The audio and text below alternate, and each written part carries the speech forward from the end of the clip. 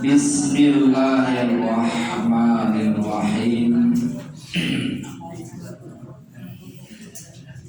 Pada kesempatan ini kita akan membahas kisah Nabi Ibrahim dari putranya yaitu Nabi Ismail alaihissalam.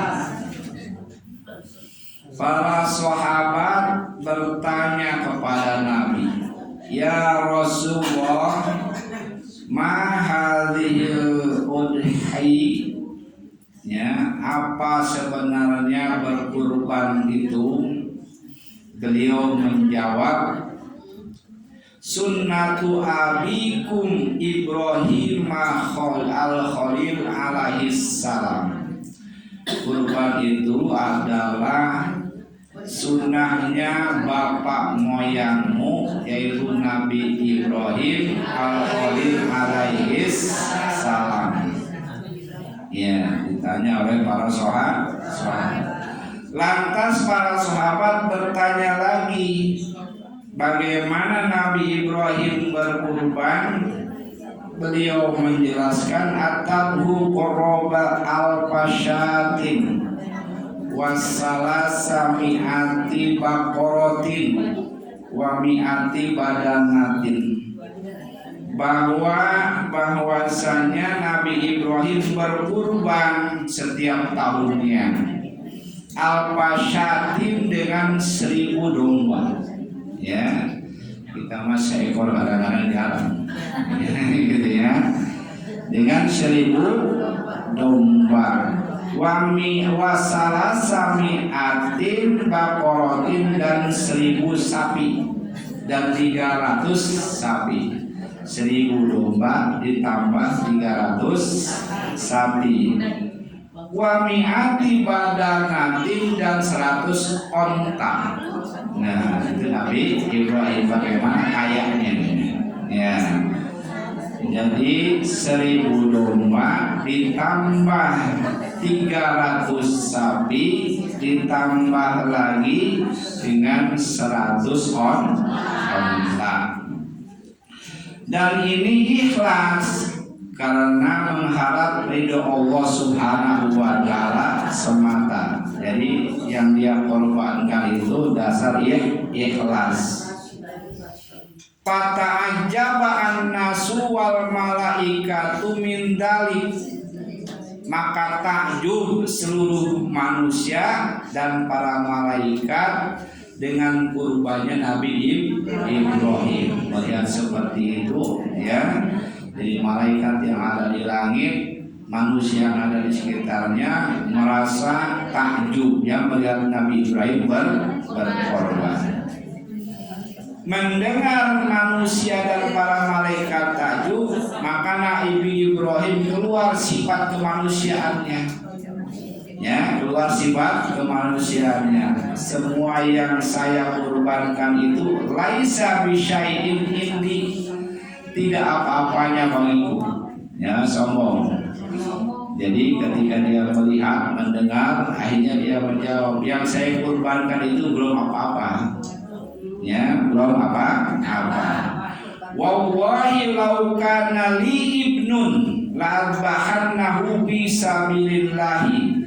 Seandainya saya dikasih seorang putra, pasti saya kurbankan di sisi Allah Subhanahu wa taala.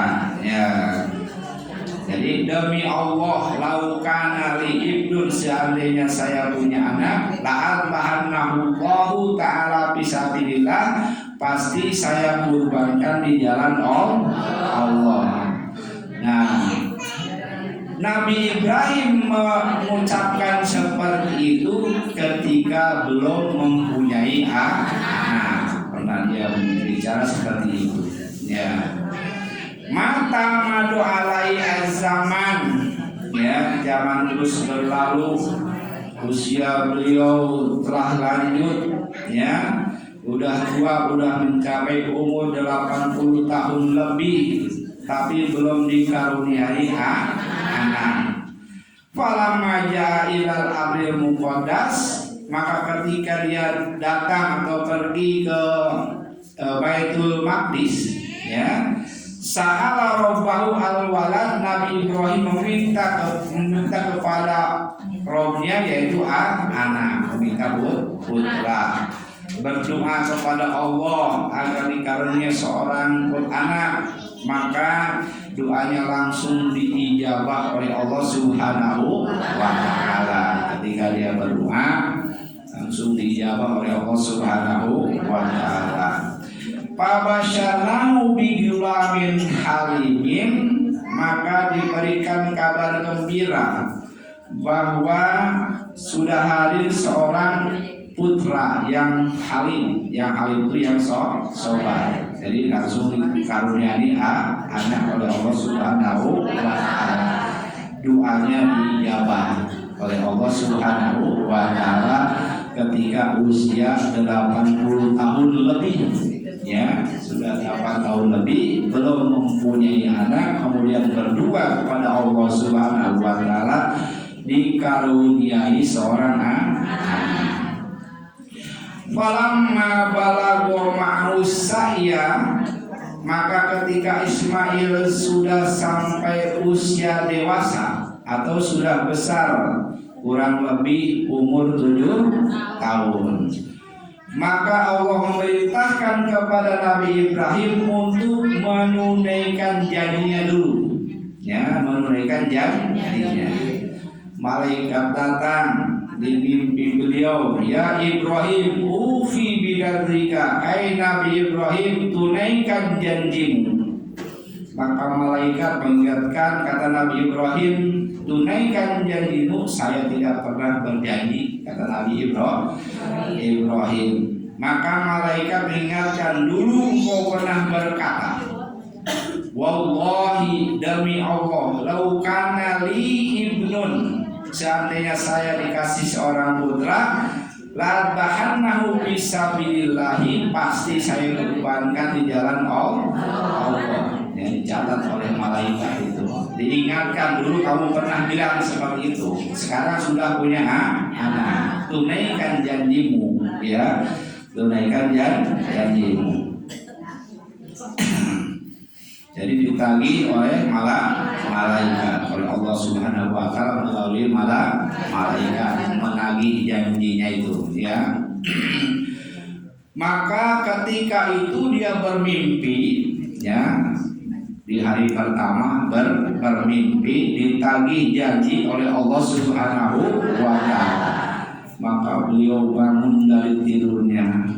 Falamma asbaha, ketika bangun subuh-subuh, ya, Nabi Ibrahim berpikir, ahwa minallahi aminasyaiton, apakah ini mimpi datangnya dari Allah, apa hanya sekedar godaan setan, ya.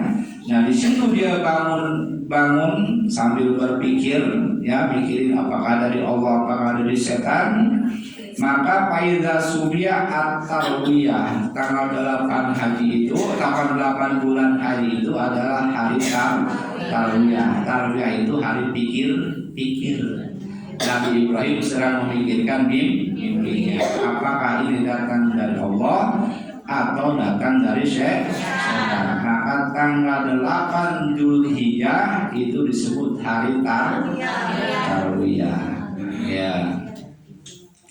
Kemudian sumara bilailatis saniyati, kemudian dia bermimpi lagi pada malam yang kedua, datang malaikat, ya Ibrahim, ai Nabi Ibrahim, ufi binadrika, tunaikan nazarmu. Maka falamma asbaha, ketika bangun subuh-subuh, arafa ar-riyadu minallahi, tahu mimpi ini datangnya dari Allah. Maka faida sumya yaumil arafata, tanggal 9 Dzulhijjah itu disebut dengan hari Arafah. Ya, Arafah, Nabi Ibrahim sudah apa ini datangnya dari Allah Subhanahu wa taala. Sumara bisalisati, kemudian beliau bermimpi lagi pada malam yang ketiga, ya, bermimpi pada malam yang ketiga dengan Falamma asbaha, kemudian dia terbangun. Ketika beliau bangun subuh-subuh, paham ma binahrihi, maka beliau mantap untuk mengorbankan sang putra. Ya, jadi tanggal 10 Zulhijjah dia udah yakin ini dari Allah dan saya harus tunaikan perintah Allah Subhanahu wa ta'ala. Maka Ismail dibawa ke lembah Mina. Ya, dibawa ke lembah Mina, berpamitan dengan sang istri yaitu Bunda Hajar radhiyallahu anha, dipakaikan pakaian yang bagus. Sampai di lembah Mina beliau berkata kepada sang putra, "Ya bunayya, hei anakku, ini arafil manami, sesungguhnya aku menyaksikan di dalam mimpi. Ini albahuka, aku itu diperintahkan Allah untuk menyembelihmu. Pandur madataro, sekarang ayah mengajak kamu bermusyawarah, ya. Kira-kira bagaimana menurut pendapatmu seandainya engkau tidak berkenan untuk disembelih, maka kita sama-sama sujud kepada Allah Subhanahu wa ta'ala, meminta keringan kepada Allah agar diganti dengan pengorbanan yang lain." Ya, ketika ditanya pendapatnya Ismail, ya, Ibrahim disuruh menyembelih anaknya yaitu Ismail. Jawab Nabi Ismail itu Ismail itu diajak musyawarah dulu oleh bapaknya Ibrahim. Kalau kamu tidak sanggup, ya berarti kita harus sujud sama-sama kepada Allah, minta pengorbanan yang lain, jangan sampai menyembelih Ismail. Lalu bagaimana jawab Ismail? "Ya abati, hai bapakku, if'al ma tu'maru, laksanakan apa yang diperintahkan Allah Subhanahu wa ta'ala. Satajiduni insyaallahu minas sabirin." Tidak mengapa saya mati sekarang, tidak mengapa saya dikurbankan sekarang, tidak mengapa ayah kehilangan saya sekarang. Ini hanya sementara, nanti kita di akhirat akan bertemu kembali dengan mendapatkan minas sabirin, anak dari golongan yang sama. Itu jawaban Ismail. Nah, mendengar jawaban sang anak, maka berguguranlah air mata Ibrahim selaku ayah, ya, yaitu Nabi Ibrahim. Kemudian berkata Nabi Ibrahim, "Ni'mal auna, sebaik-baiknya penolong untuk melaksanakan perintah Allah, anta ya waladi, engkau adalah engkau adalah anakku." Ya, ni'mal auna anta waladi, sebaik-baiknya penolong itu adalah engkau ya walad, engkau ya anak, dalam melaksanakan perintah Allah Subhanahu wa ta'ala. Jadi jawabnya Nabi Ismail, ya. Kemudian ya, anak yang membanggakan bukan anak yang menjadi sarjana, anak yang membanggakan bukan anak pejabat, anak yang membanggakan itu bukan anak yang pandai mencari uang, ya, tapi anak yang membanggakan itu anak yang mendorong taat kepada Allah Subhanahu wa ta'ala. Ya, ini adalah dicontohkan oleh Nabi Ismail. Jadi Ibrahim itu wajar kalau dia menangis sampai menangis, ya, di hadapan putranya Ismail. Ni'mal auna anta ya wali ala amrillahi ta'ala, sebaik-baiknya penolong, ya, anta ya waladi, engkau adalah anakku dalam melaksanakan perintah Allah Subhanahu wa ta'ala. Para hadirin kaum muslimin rahimakumullah, falamma aslama wa tallahu jadi, maka ketika keduanya berserah diri kepada Allah Subhanahu wa ta'ala, Ibrahim minta wasiat kepada ayahnya, ya, Ismail minta wasiat kepada ayahnya. wasiat Ismail sebelum disembelih, ya, sebelum disembelih. Yang pertama, mohon tajamkan pedangnya agar tidak terlalu lama untuk memutuskan urat leherku. Itu pesan Ismail. Pesan yang kedua, ayah, jangan kau biarkan ikat kakiku dan tanganku, jangan sampai saya bergerak. Ya, maka domba juga seperti diikat, pisaunya juga harus tajam. Kemudian yang ketiga, ayah, tutuplah wajahku agar engkau tidak kasihan melihatku. Jadi sebenarnya ya harus ditutup. Yang kelima, lepaskan pakaianku, jangan sampai terkena darah, bawa pulang ke rumah. Ya, bawa pulang ke rumah, kenang-kenangan buat Siti Hajar. Kenang-kenangan buat Siti Hajar bahwa Ismail dikorbankan di jalan Allah Subhanahu wa Ta'ala. Kemudian wasiat yang kelima, untuk sementara waktu jangan ada anak kecil yang bermain di rumah kita, khawatir nanti keikhlasannya terganggu. Itulah wasiat Ismail. Ada 5 wasiat. Maka berserah diri kepada Allah, dibaringkan Nabi Ismail di tempat penjagalan, maka Nabi Ibrahim mulai memotongnya dengan membaca takbir, Bismillahirrahmanirrahim. Digorok lehernya, kemudian tidak mempan, sehingga pedangnya sampai mental. Ismail menjawab, berucap, ayah, mungkin pedangnya kurang tajam. Akhirnya di situ ada batu, dipukulkan ke batu, batu belah dua, ya. Kemudian diasah lagi, digorok yang kedua kalinya, ternyata mental juga, ya. Kemudian digorok yang ketiga kalinya, juga tidak mempan, mental juga. Kemudian Nabi Ibrahim menangis kepada Allah Subhanahu wa Ta'ala, ya Allah, apa kurban saya tidak diterima oleh Allah Subhanahu wa Ta'ala sehingga tidak mempan. Wa padainahu bidzibhin adim, sehingga Allah Subhanahu wa Ta'ala memerintahkan malaikat Jibril datang ke lembah Mina, lihat Nabi Ibrahim, kabarkan bahwa kurbannya sudah terima oleh Allah Subhanahu wa Ta'ala.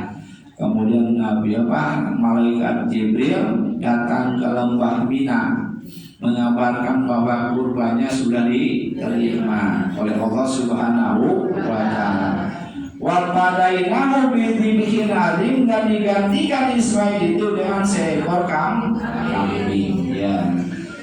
Diambil kambing atau kibas dari surganya Allah Subhanahu wa Ta'ala untuk menggantikan Ismail. Maka Jibril turun ke lembah Mina, ternyata malaikat yang ada di langit, ya, memohon kepada Allah untuk melihat Nabi Ibrahim di lembah Mina. Bukan hanya malaikat Jibril, kami para malaikat di langit juga ingin menyaksikan. Akhirnya 2 malaikat diizinkan oleh Allah Subhanahu wa Ta'ala. Kemudian datang ke lembah Mina, menyaksikan Nabi Ibrahim menyembelih Ismail yang digantikan dengan domba. Kemudian melihat Ibrahim menyembelih anaknya, ya. Akhirnya takjub semua malaikat, heran semua malaikat, terharu melihat Nabi Ibrahim. Saking terharunya, kemudian dia mengucap, Allahu Akbar, Allahu Akbar, Allahu Akbar. Nah, mendengar takbir 3 kali seperti itu, dijawab oleh Nabi Ibrahim, La ilaha illallah wallahu akbar. Nah, mendengar seperti itu, Ismail yang tadinya masih terbaring mendengar itu kemudian berdiri dan menyempurnakan takbir itu. Allahu akbar walillahil hamd.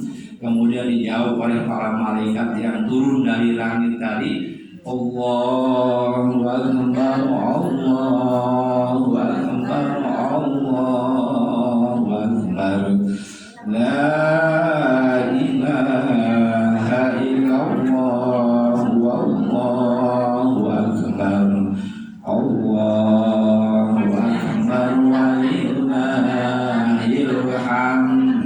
Dari mulai itulah sehingga takbir disyariatkan oleh Islam, sunnah takbir di Idul Fitri dan Idul Adha, dan juga sunnah melaksanakan kurban setahun sekali setiap hari raya Idul Adha. Dan juga contoh bagi kita, ya, menjadilah anak terbaik. Ya, anak terbaik itu anak yang mau mendoakan kedua orang tuanya. Kalau orang tuanya masih ada, silahkan untuk membahagiakan orang tuanya. Kalau orang tuanya sudah tiada, jangan berhenti mendoakan kepada orang tua. Itu bukan hanya seminggu sekali atau sehari sekali, tapi setiap setelah sholat kita bacakan Fatihah, kirim orang tua sebagai bakti kepada orang tua, dan sambung silaturahmi kepada teman-temannya yang masih ada. Wabillahi taufiq wal hidayah. Wassalamualaikum warahmatullahi wabarakatuh.